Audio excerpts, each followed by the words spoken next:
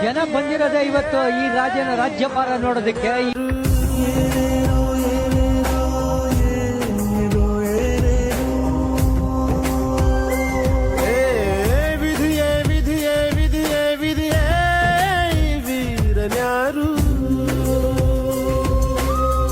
ಒಂದು ಊರಿನಲ್ಲಿ ಒಬ್ಬ ಪರಾಕ್ರಮಿ ರಾಜ ಇದ್ದ.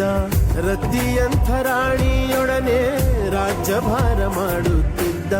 ತಾನು ತನ್ನ ಪ್ರಾಣನೇ ಪಣವಾಗಿರಿಸಿ ಕಾಪಾಡೋ ಶಾಂತಿ ದೂತ